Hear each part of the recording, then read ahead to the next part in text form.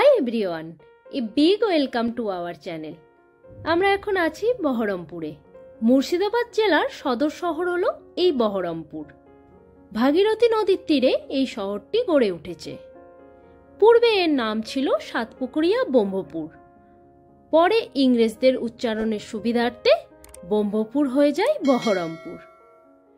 এই যে ব্রিজটা দেখছেন, এটা হলো রমেন্দ্র সুন্দর ত্রিবেদী ব্রিজ। বহরমপুরের সঙ্গে নর্থ বেঙ্গলের সমস্ত জেলাগুলোর সংযোগ স্থাপন করেছে সড়কপথে এই ব্রিজটি।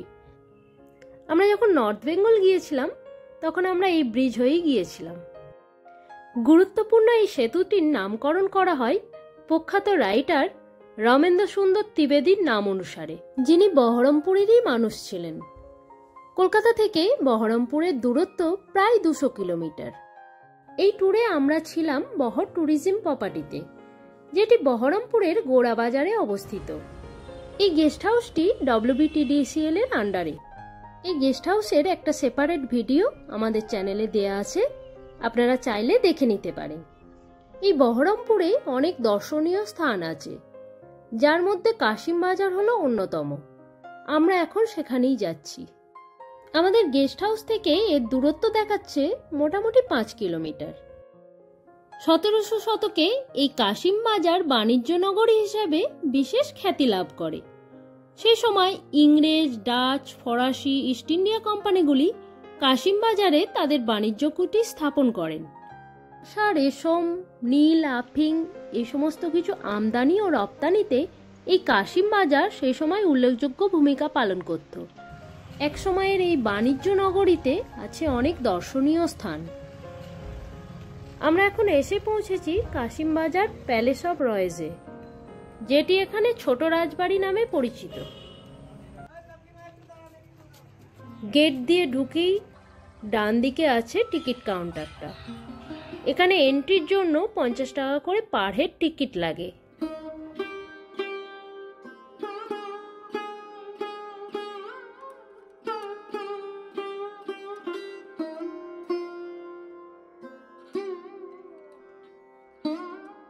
কাশিম বাজার রাজ প্যালেস, এখানে লাইট অ্যান্ড সাউন্ড শো হয়, তবে সবার জন্য এটা ওপেন না। এখানে যারা গেস্ট হিসাবে থাকেন তাদের জন্যেই লাইট অ্যান্ড সাউন্ড শোটা হয়। 1700 শতকে রেশম ব্যবসায়ী অযোধ্যা রায় ব্যবসার জন্য বাংলাদেশ থেকে এই কাশিম বাজারে আসেন। তার পুত্র দীনবন্ধু রায় এই রাজবাড়িটির প্রতিষ্ঠা করেন। বর্তমানে রাজবাড়িটি মিউজিয়াম ও গেস্ট হাউসে রূপান্তরিত হয়েছে। এখানে দুর্গা মূর্তি আছে, ঘট পাতা আছে, চিত্রপট। মন্দিরে যাবো আলাদা ডাইনিং, এটা ঢুকে যান।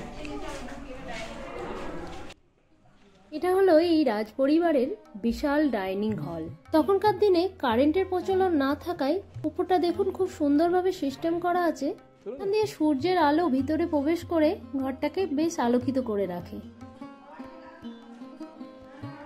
এই জায়গাটা হলো এখানকার রাজসভা। এখানেই বসে রাজা বিচার করতেন।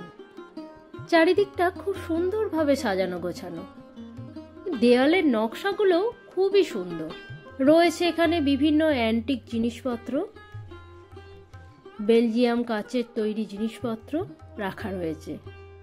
এই রাজপরিবারের মিউজিয়ামে বিভিন্ন কক্ষে আরও রয়েছে রাজাদের ব্যবহৃত তখনকার দিনে বিভিন্ন সামগ্রী, কাঠের তৈরি আসবাবপত্র। উপরে দেখুন রয়েছে একটা টানা পাখা। তখন তো কারেন্টের ব্যবস্থা ছিল না, তাই এইভাবেই হাওয়া দেওয়া হতো।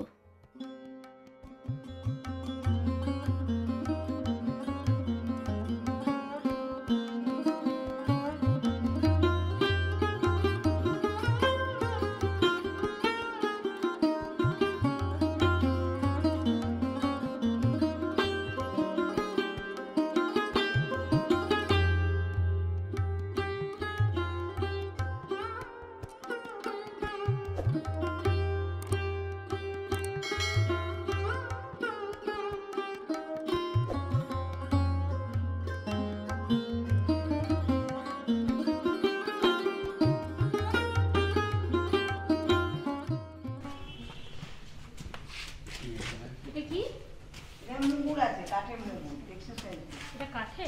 হ্যাঁ।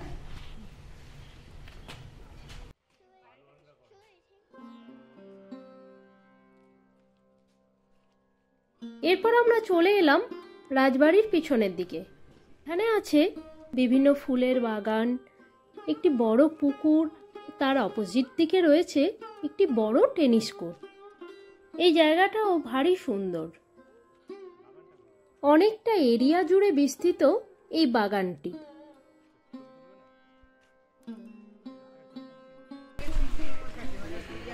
এটা নাগেশ্বর ফুল গাছ। হ্যাঁ হ্যাঁ।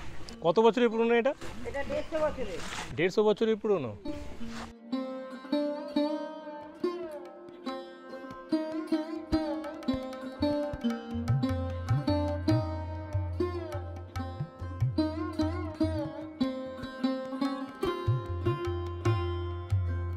এই সামনে যেটা দেখা যাচ্ছে এটা হলো এখানকার গেস্ট হাউস।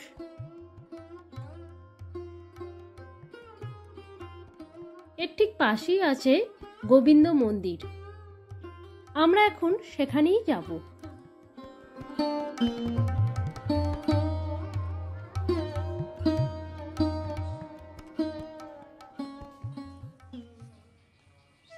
এই মন্দির চত্বরটাও অনেকটা বড়।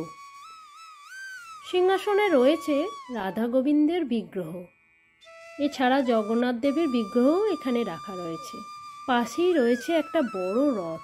এখানে রথযাত্রাও খুব ধুমধাম করে পালিত হয়। সামনে রয়েছে সুগার অ্যান্ড স্পাইসের একটি কারখানা। এই রাজপরিবারের বর্তমান রানীমা সুপ্রিয়া দেবীর উদ্যোগেই গড়ে উঠেছিল এই সুগার অ্যান্ড স্পাইস কোম্পানিটি।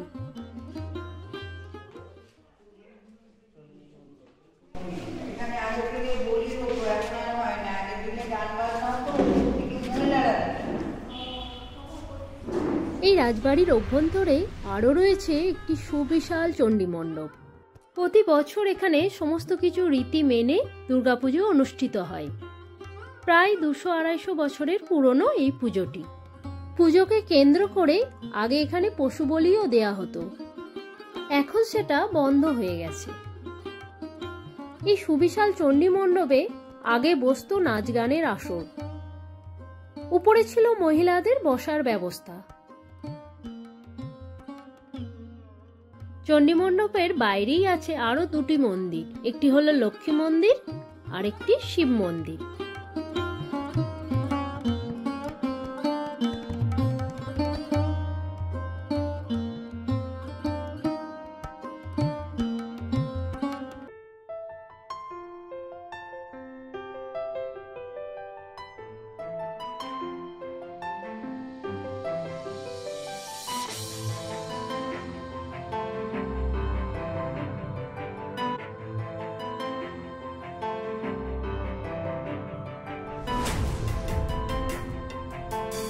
এই রাজবাড়ির বাইরের দিকে রয়েছে একটি আউটলেট। এখানে রয়েছে সুন্দর সুন্দর পেন্টিং, শোপিস, এখানকার লোকাল হ্যান্ডমেড জিনিসপত্র। এছাড়াও এখানকার বিখ্যাত মুর্শিদাবাদ সিল্কও আছে, আপনারা চাইলে এখান থেকে কালেক্ট করতে পারেন।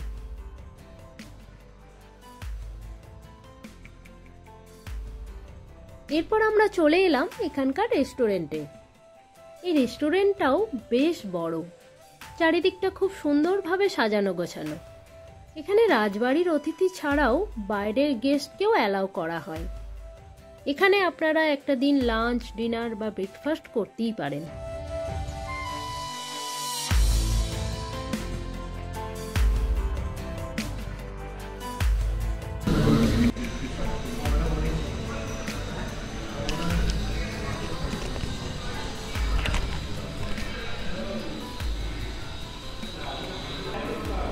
এটা হলো খাবারের মেনু কার্ড।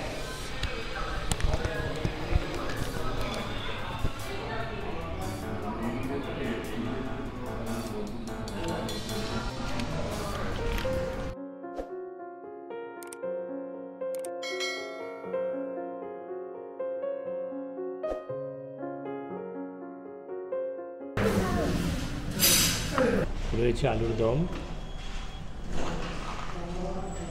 পরোটা আর সাথে অরেঞ্জ জুস। এটা কাঠের একটা হটপট।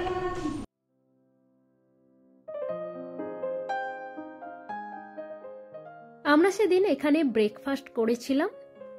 খাবারগুলো যথেষ্ট ভালো ছিল এবং খুব ফ্রেশ ছিল।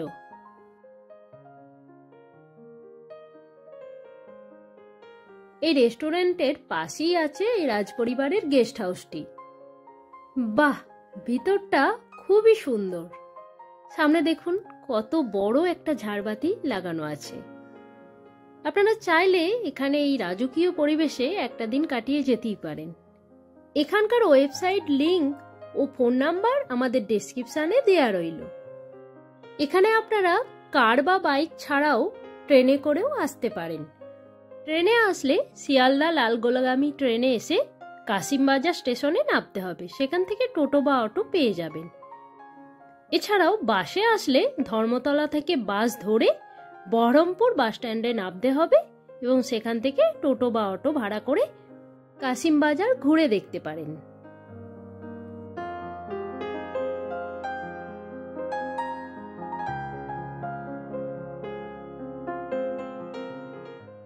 আমরা এখন চলে এলাম একটি ইংরেজ কবরস্থানে। এখানেই ভারতের প্রথম গভর্নর জেনারেল ওয়ারেন হেস্টিংসের প্রথমা স্ত্রী ও তার কন্যা এলিজাবেথের সমাধি দেয়া আছে। একসময়ের বাণিজ্য শহর এই কাশিমবাজারে বিভিন্ন ঔপনিবেশিক শক্তি যেমন ডাচ, পর্তুগিজ, ব্রিটিশ, ফ্রেঞ্চ, আর্মেনিয়াম বিভিন্ন সময় এখানে এসেছিলেন। তারা চলে গেলেও তাদের এই সমাধিগুলো এখনো তাদের চিহ্ন বহন করে চলেছে।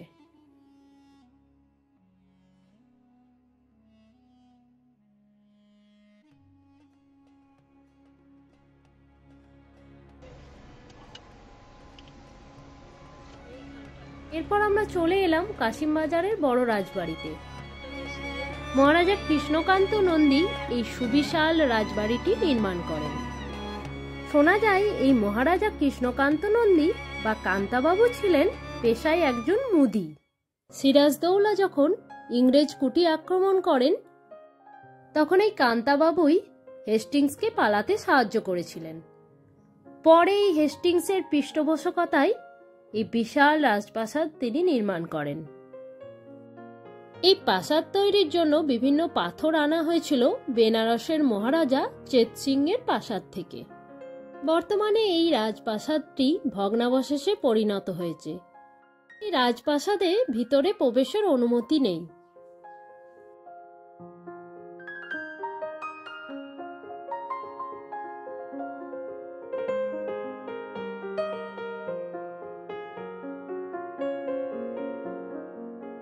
এবার আমাদের গন্তব্য পাতালেশ্বর শিব মন্দির। কাশিমবাজার স্টেশন থেকে এর দূরত্ব প্রায় 1.5 কিলোমিটার।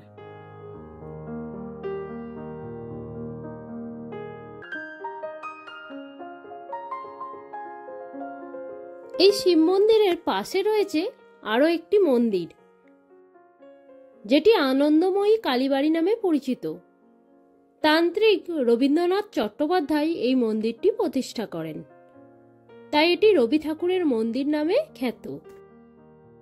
শিব মন্দিরে প্রবেশের সামনেই তৈরি করা হয়েছে কৃত্রিমভাবে একটি পাহাড়, যার উপরে রাখা রয়েছে বড় একটি শিবলিঙ্গ। এরপর আমরা মূল গেট দিয়ে মন্দিরের ভেতরে প্রবেশ করলাম। অনেক বড় এই মন্দির, দুপাশে ফুলের বাগান পেরিয়ে মূল মন্দিরে যেতে হয়। এখানে রয়েছে অনেক বড় বড় বট গাছ, দেখেই বোঝা যাচ্ছে এই মন্দিরটি অনেক পুরানো।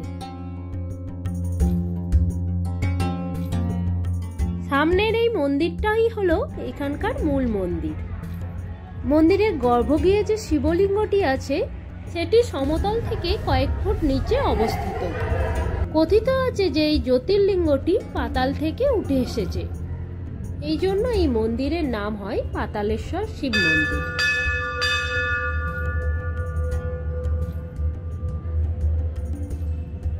মন্দিরটি প্রতিদিন সকাল 6টা থেকে দুপুর 1টা পর্যন্ত ও বিকেল 3:30 থেকে সন্ধ্যে 8:30 পর্যন্ত খোলা থাকে।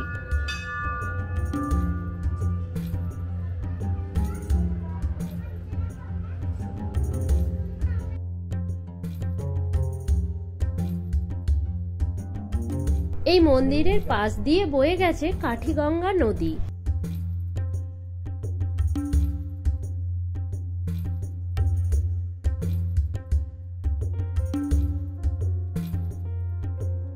এরপর আমরা কাশিমবাজার রেলগেট পার হয়ে চলে এলাম ডাচ সিমেট্রিতে। কাশিমবাজার রেলগেটের একদম ঠিক পাশেই অবস্থিত এই ডাচ কবরস্থানটি। মূলত নেদারল্যান্ডের অধিবাসীদেরই ডাচ বলা হয়ে থাকে, বাংলায় এদের বলা হয় ওলন্দাজ। জায়গাটির নাম হলো কালিকাপুর। অষ্টবিংশ শতাব্দীতে যে সকল ডাচ ব্যবসায়ীগণ কাশিমবাজারে ব্যবসার জন্য এসেছিলেন, মূলত এখানে তাদেরই সমাধি দেয়া আছে। মোট 47 জনের সমাধি এখানে আছে। বর্তমানে ভারতীয় পুরাতত্ত্ব বিভাগ এই কবরস্থানটি দেখাশোনার দায়িত্বে আছে।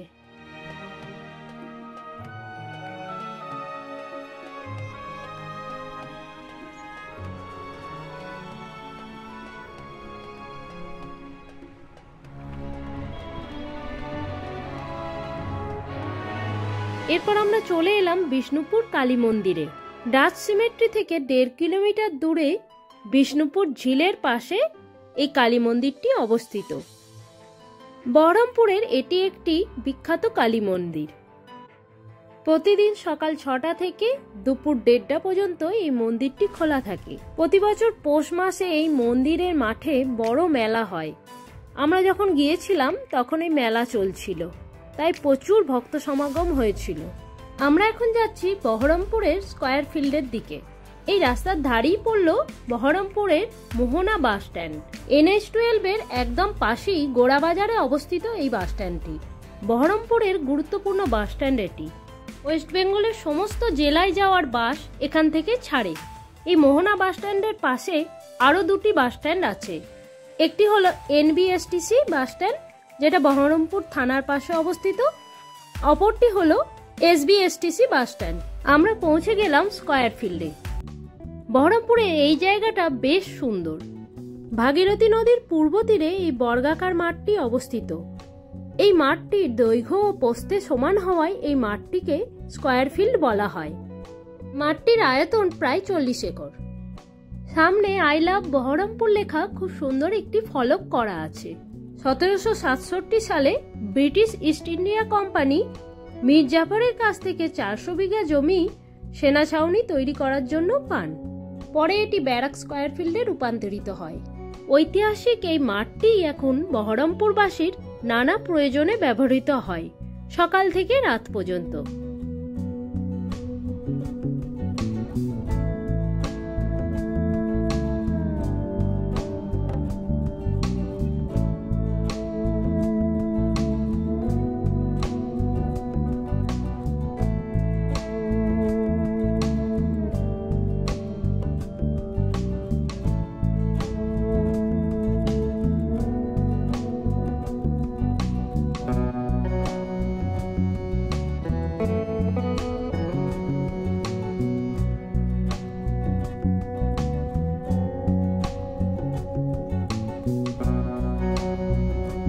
আমাদের বহরমপুর ট্যুর এখানেই শেষ হলো।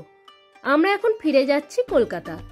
ভাগীরথী নদীর ধার দিয়ে স্বামী অখন্দানন্দ সরণি হয়ে আমরা কলকাতা ফিরছি।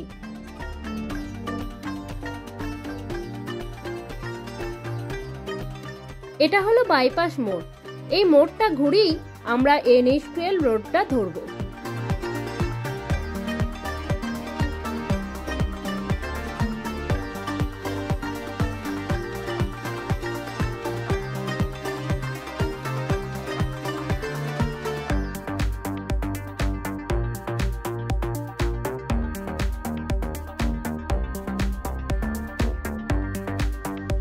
আমরা এখন চলে এলাম কৃষ্ণনগর। এখান থেকে আমরা নবদ্বীপে গৌরাঙ্গ সেতুর দিকে যাব।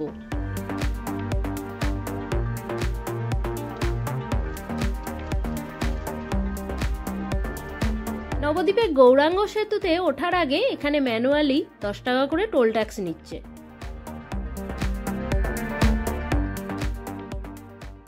এই গৌরাঙ্গ সেতু দিয়ে STKK রোড হয়ে কানলা মগরা হয়ে আমরা কলকাতার দিকে যাব।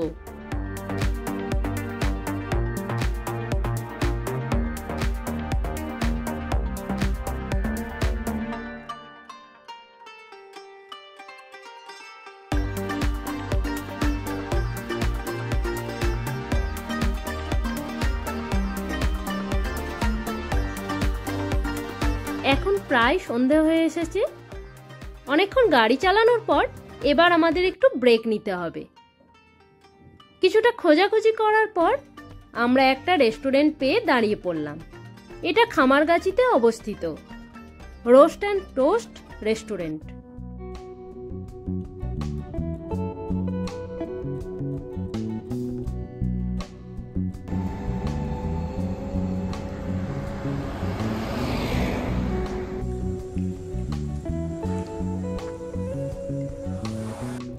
আমরা খেয়েছিলাম গরম গরম চিকেন পকোড়া ও চিকেন চাউমিন, আর সাথে ছিল চা।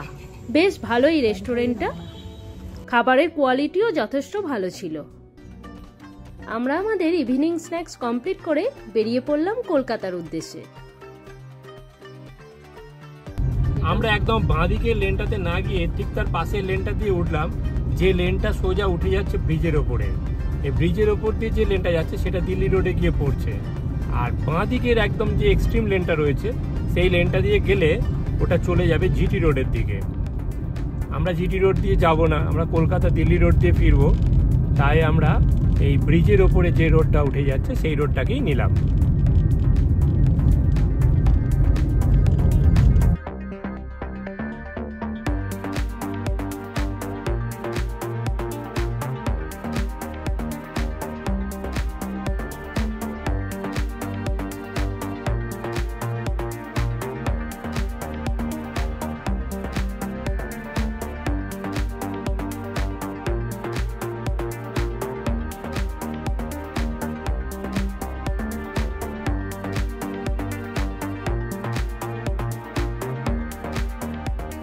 আমরা এখন NH-16 ধরে যাচ্ছি।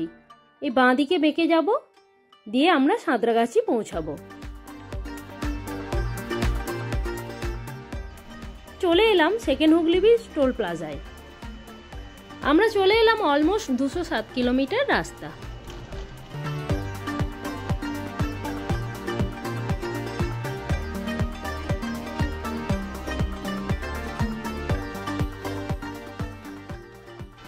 সামনেই আসছে পার্ক সার্কাস 7 পয়েন্ট ক্রসিং। এখান থেকে আমাদের বাড়ি আর আধ ঘন্টার রাস্তা। আজ এই পর্যন্ত। ভিডিওটা যদি ভালো লেগে থাকে please do like, comment and subscribe. ভালো থাকবেন, থ্যাংক ইউ।